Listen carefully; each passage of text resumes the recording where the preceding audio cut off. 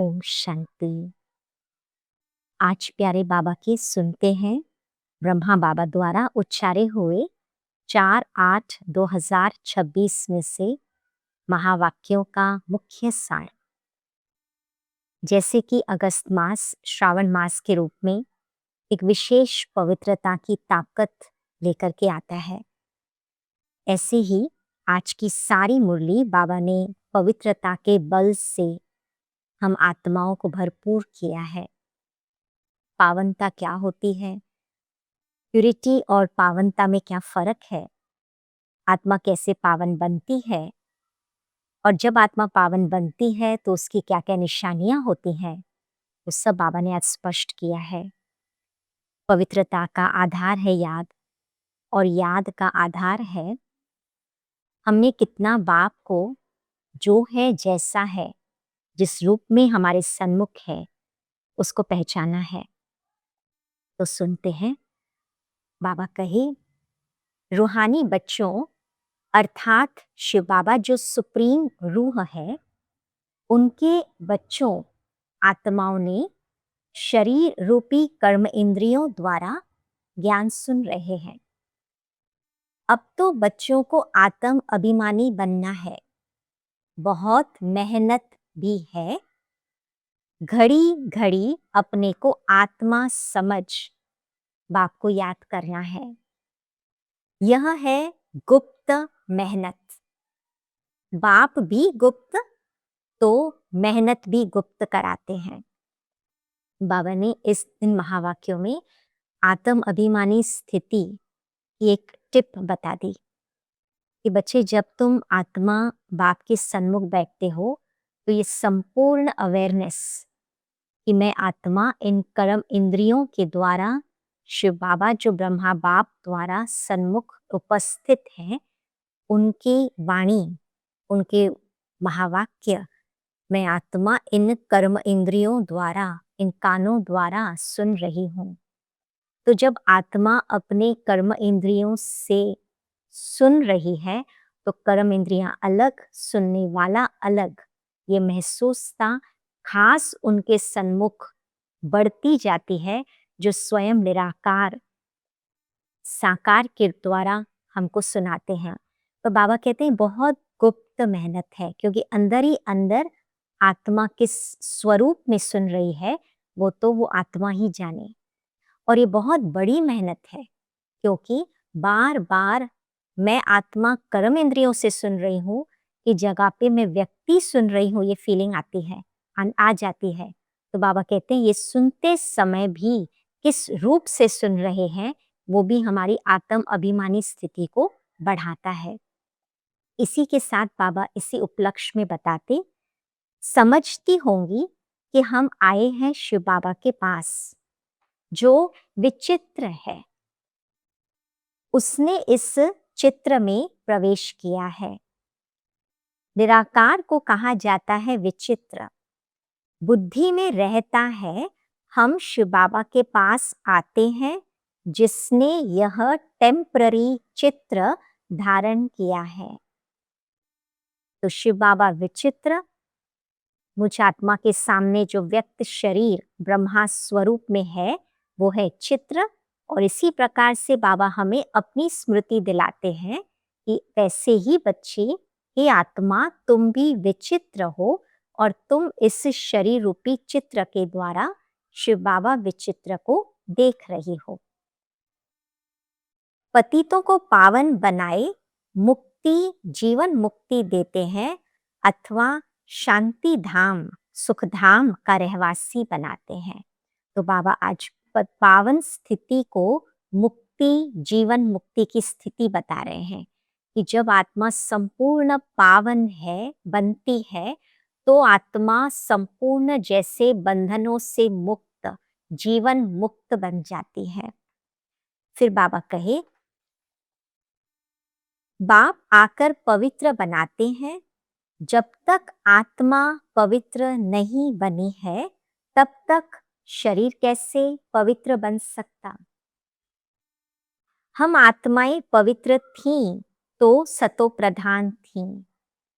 तो संपूर्ण पावन स्थिति माना आत्मा भी पवित्र तो शरीर भी पवित्र, और जब आत्मा पवित्र बनती तो ही उसका असर, उसका प्रभाव शरीर के इंद्रियों पर, शरीर के तत्वों पर पड़ता और तत्व भी पावन बनते। और फिर बाबा कहे कि संपूर्ण पवित्रता माना सतो प्रधान स्थिति।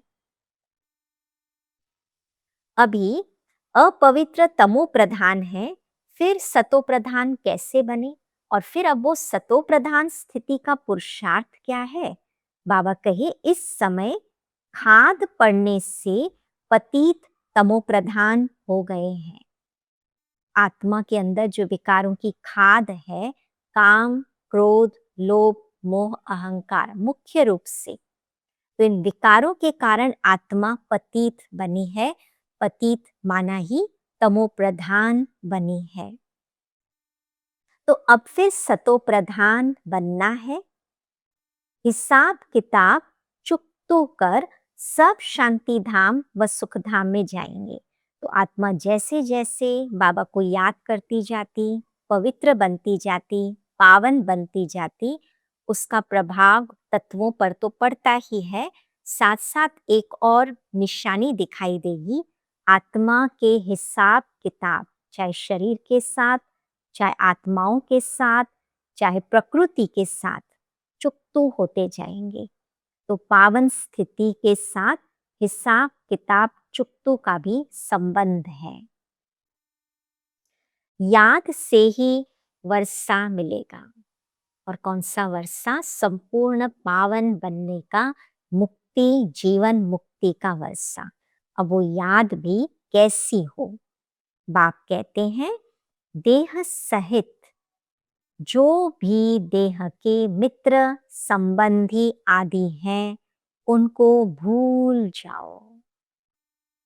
तो जब आत्मा याद में बैठती है तो याद से अन्य सभी इस दुनिया के देहधारियों की यादें, मित्र संबंधियों की यादें फेड आउट होती जाएं, हटती जाएं, इस संपूर्ण निश्चय के साथ कि मेरे सन्मुख मुझ आत्मा को पतित से पावन बनाने वाला मुक्ति, जीवन मुक्ति दाता विराजमान है। मैं आत्मा उनको याद कर पावन बन रही हूं। यह है यथार्थ याद। तो पहले पहले तो यह बुद्धि में बिठाना है कि हम आत्मा है, यह हमारा बाप है, उनको ही पतित पावन हे भगवान कहकर याद करते हैं। दूसरी कोई जगह जाने की दरकार नहीं है। ये बहुत सिंपल महावाक्य है, लेकिन बहुत स्ट्रॉन्ग महावाक्य है। दूसरी कोई जगह जाने की दरकार नहीं है। अर्थात कहीं पर भी अब मन की आंख, बाहर तो जाने की बात नहीं केवल, लेकिन मन की आंख भी अब कहीं पर भी डूब नहीं सकती है, कहीं पर भी अटक नहीं सकती है। अब सभी जगह से बुद्धि को हटाकर एक कंसंट्रेशन शिव बाबा के ऊपर। बुद्धि कहीं पर भी जा नहीं सकती, कहीं जाने की दरकार नहीं है। तो याद भी एक को करना चाहिए ना। अभी तुम फिर बेहद समझदार बनते हो। अब एक और बात, जब आत्मा, बाबा कहे जब तुम संपूर्ण पावन बनती जाती हो, आत्मा भी पवित्र, खाद निकलती जाती है, हिसाब किताब चुकतू होते जाते हैं, तो बाबा कहे फिर तुम बेहद समझदार बनते हो। माना याद से पवित्रता और पवित्रता से विजडम आती है। समझदारी माना विजडम। उसको एक और भाव से बाबा समझा रहे हैं, राइटियसनेस। श्रीमत पर चलने वाले ही समझदार बनते हैं। वह फिर छिपे नहीं रह सकते हैं। वह सदैव श्रेष्ठाचारी काम ही करेंगे। श्रेष्ठाचारी काम मतलब जब आत्मा पावन बनती जाती है बाबा की याद से, तो उसकी स्थिति हमेशा ऊंची लेवल की, ऊंचे हाईएस्ट कॉन्शियसनेस की होती है। आत्मा के अपने यथार्थ स्वरूप में स्थित होकर के जब कार्य होता, तो उसे सदै श्रेष्ठाचारी कार्य कहा जाता, बाबा की याद में किया हुआ कार्य। तो बाप कहते हैं हम दुख हरता सुख करता के बच्चे हैं, तो बच्चों को कितना मीठा बनना चाहिए, बाप का राइट हैंड बनना चाहिए। फिर जब आत्मा संपूर्ण पावन बनती जाती, उसे लगता है बाप का कार्य सो मेरा कार्य। जितनी बाप की जवाबदारी है, उतनी जवाबदारी का तख्त आत्मा लेती है और फिर वो जैसे राइट हैंड कहलाती है। ऐसे बच्चे ही बाप को प्रिय लगते हैं, राइट हैंड है ना। तुमको मालूम है लेफ्ट हाथ से इतना काम नहीं कर सकते हैं। तो संपूर्ण पावन आत्माओं से बाप अपना कार्य कराता है। राइट हैंड राइटियस काम करते हैं। इस राइट हाथ को ही शुभ काम में लगाते हैं ना, तो इसका यादगार है कि कोई भी अच्छा कार्य, श्रेष्ठ कार्य, शुभ कार्य करना होता है तो राइट हाथ को ही आगे बढ़ाया जाता है। कभी गलती से लेफ्ट हाथ अगर आगे जाता है तो कहते हैं नहीं नहीं, आप राइट हाथ, दान करना होता है, तो पूजा करनी होती है तो राइट हाथ से। पूजा हमेशा राइट हैंड से करते हैं। अब ये हो गया राइट हैंड। बाबा कहते हैं बच्चे तुम स्वयं आत्मा मेरे सन्मुख जो हो ना, तुमको अब राइट हैंड बनना है। तो बाप कहते हैं हर बात में राइटियस बनो। तो आज पूरा दिन हम चेकिंग पॉइंट अपने लिए लेवें कि बाबा की याद में मैं आत्मा कितना राइटियस सोचती हूँ, जैसा सोचना चाहिए। राइटियस सोच मतलब जिस समय जो सोच आवश्यक है वही और उतना ही सोच, क्वालिटी ऑफ सोच एंड क्वांटिटी ऑफ सोच। अगर बिल्कुल राइटियस है, बाबा की श्रीमत अनुसार है, बाबा की याद में है, जैसा बाबा ने कहा है वैसा अगर है, तो बाबा कहते हैं ये राइटियस सोच है। और जितना राइटियस सोच होगा उसका प्रभाव राइटियस बोल पर पड़ेगा कि कितना मेरा बोल राइटियस है। तो बोल के पीछे का इंटेंशन ठीक हो, बोल के जो चुने हुए शब्द हैं सोच समझ करके बोलना, कितना बोलना है, अच्छा किस परिस्थिति में बोलना है, किसके सामने किस लेवल से बोलना है, कितने संयम से रहना है, राइटियस बोल। और इसी प्रकार से राइटियस कर्म, जो कर्म के लिए किसी का संकल्प न चले, जो कर्म कल्याणकारी कर्म हो, जो कर्म औरों को इंस्पायर करने वाले कर्म हो, जो कर्म योग में किए हुए कर्म हो, ये है राइटियस कर्म। तो बाबा कहते हैं हर बात में राइटियस बनो। तो इस प्रकार का चार्ट हम हर एक आज दिन भर में जरूर रखें। वरदान, वरदान भी बिल्कुल राइटियस स्थिति से कनेक्शन ले आता है। बाबा कहे स्वयं के स्मृति में रहकर अपने हर कर्म को संयम बनाने वाले अथॉरिटी स्वरूप भव। जैसे साकार में स्वयं की स्मृति में रहने से जो कर्म किया वही ब्राह्मण परिवार का संयम बन गया। ब्रह्मा बाप ने जो कर्म किया तो उस समय बाबा हर समय अपने स्वयं की स्मृति में थे। स्मृति में थे माना स्वमान में थे, स्मृति में थे माना आत्म अभिमानी स्थिति में थे। और उसके कारण फिर जो कर्म होता बाबा ने किया वो ब्राह्मण परिवार के लिए संयम बन गया। स्वयं के नशे में रहने के कारण अथॉरिटी से कह सकते थे कि अगर साकार द्वारा कोई उल्टा कर्म भी हो गया तो सुलटा कर देंगे। ये राइटियस कर्म की